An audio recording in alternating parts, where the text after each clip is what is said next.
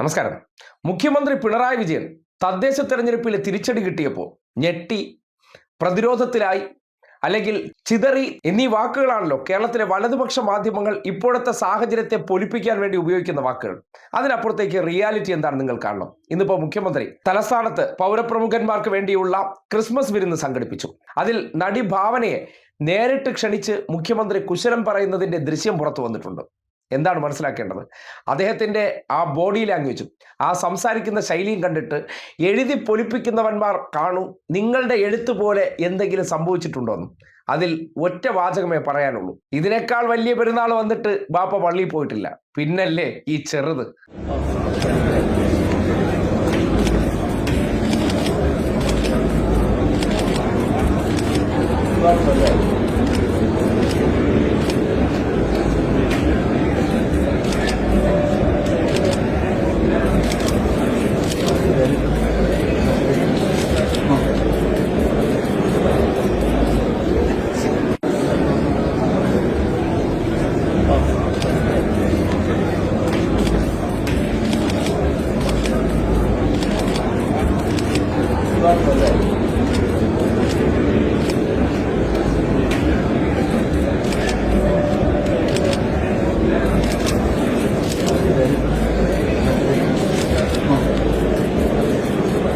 കണ്ടില്ലേ?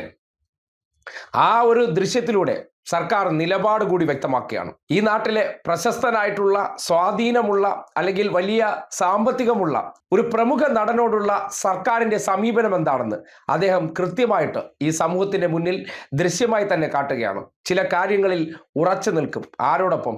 ഇരയാക്കപ്പെട്ടവരോടൊപ്പം.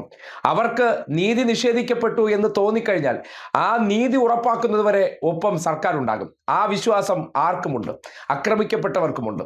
അതുകൊണ്ടാണല്ലോ മുഖ്യമന്ത്രി വിളിച്ച വിരുന്നിലേക്ക് അവർ ഓടിയെത്തിയത്. കാര്യം സർക്കാരിലെ വലിയ പ്രതീക്ഷയുണ്ട്. കാര്യം ആ കേസുമായി ബന്ധപ്പെട്ട് വലിയ അന്വേഷണം നടത്തി അതിലെ പ്രതിയാക്കപ്പെട്ട വ്യക്തിയെ ജയിലിൽ അടച്ചിട്ട് പോലും വലിയ സ്വാധീനങ്ങളിലൂടെ പുറത്തേക്ക് വരുമ്പോൾ ആ വിഷയത്തിൽ ഉറച്ച നിലപാടിലാണെന്നുള്ള സന്ദേശം. അതിനോടൊപ്പം തന്നെ കേരളത്തിലെ മാപ്രാ സംഘം എഴുതി കൂട്ടുന്ന പല തിരക്കഥകളുണ്ടല്ലോ. ഇത് ആ തിരിച്ചടി നേരിട്ട് കഴിഞ്ഞു. അടുത്ത സർക്കാർ ഉണ്ടാകില്ല, അല്ലെങ്കിൽ LDF 3.0 ഉണ്ടാകില്ല എന്നതിൻ്റെ പേരിൽ എന്തൊക്കെയോ വെപ്രാളം വന്നു, ആശങ്ക വന്നു എന്നൊക്കെ പറയുന്നിടത്ത് വ്യക്തിയുടെ മുഖഭാവവും ആ നിൽക്കുന്ന സമീപനവും മാത്രം കണ്ടാൽ മതി. ഇങ്ങനെ ഒരു പരിപാടി തന്നെ ഈ തിരിച്ചടി നേരിട്ട സന്ദർഭത്തിൽ തന്നെ സർക്കാർ ആവിഷ്കരിച്ചിട്ടുണ്ടെങ്കിൽ ആൾക്കാരെ ഫേസ് ചെയ്യാൻ എന്തെങ്കിലും ബുദ്ധിമുട്ടുണ്ടെന്നോ, അല്ലെങ്കിൽ ആ തെരഞ്ഞെടുപ്പുമായി ബന്ധപ്പെട്ട് തിരിച്ചടികൾ നേരിടാനായിട്ടുള്ള സാഹചര്യം ഒരുക്കിയവരോടൊന്നും യാതൊരു തരത്തിലുള്ള അതൃപ്തിയുമില്ല. ചെയ്യുന്ന പ്രവൃത്തിയിൽ തന്നെയാണ് വിശ്വാസം.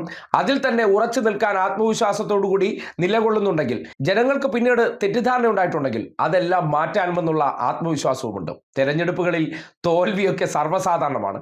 അല്ലെങ്കിൽ തോൽവി നേരിട്ടാൽ അത് സഹിക്കാൻ പറ്റാത്തവരാണെന്നൊക്കെ പുറത്ത് പ്രചരിപ്പിക്കുന്ന മാധ്യമങ്ങൾക്കപ്പുറം ഒരു ദൃശ്യങ്ങളിലൂടെ തന്നെ മുഖ്യമന്ത്രി ഈ സമൂഹത്തിനോട് പറയുകയാണ്, അതൊക്കെ സർവ്വസാധാരണമാണ്, ജനങ്ങളുടെ തെരഞ്ഞെടുക്കലുകളാണ്, അവരെടുത്തതിന് നമ്മൾ മറ്റുള്ളവരോട് അസഹിഷ്ണുത കാട്ടേണ്ട കാര്യമില്ല എന്ന് ഒരു രാഷ്ട്രീയ നേതാവ് തോറ്റുപോയതിന്റെ പശ്ചാത്തലത്തിൽ എല്ലാം തകർന്ന് തരിപ്പണമായി എന്നുള്ള മനോഭാവമായി കഴിഞ്ഞു, അല്ലെങ്കിൽ തകർന്നു പോയി എന്നൊക്കെ എഴുതുന്നവർ ഈ ദൃശ്യം കണ്ടിട്ട്, വ്യക്തിയെ കണ്ടിട്ട് നിങ്ങൾ തന്നെ ചൂളിപ്പോകുന്ന സാഹചര്യം ഉണ്ടാകുകയാണ്. തോൽവി എന്ന് ഇടതുപക്ഷത്തെ സംബന്ധിക്കുന്നിടത്തോളം വലിയ കാര്യമല്ല. തോറ്റു തന്നെയാണ് കടന്നു വന്നവർ. ആ തോൽവിയിൽ നിന്ന് പാഠം പഠിച്ചാണ് പലതിനും പ്രതിവിധി ഉണ്ടാക്കിയിട്ടുള്ളത്. അതുകൊണ്ട് നിങ്ങളുടെ സമാധാനത്തിനെ എഴുതിക്കൂട്ടുന്നതിനപ്പുറം, കുറച്ച് ജനങ്ങളെ കൂടി തെറ്റിദ്ധരിപ്പിക്കാൻ പറ്റുമോ എന്ന് ശ്രമിക്കുന്നതിനപ്പുറം, താഴേക്കിടയിലെ ജനങ്ങളുടെ ഇടയിലേക്ക് പോയി അവരോട് സംവദിച്ചാൽ തീർക്കാവുന്ന പ്രശ്നമേ ഉള്ളൂ എന്നുള്ള ആത്മവിശ്വാസം സർക്കാരിൻ്റെ ഉള്ളിലുണ്ട് എന്നുള്ളത് മുഖ്യമന്ത്രിയുടെ ആ ശരീരഭാഷ കൃത്യമായി തെളിയിക്കുന്നുണ്ട്.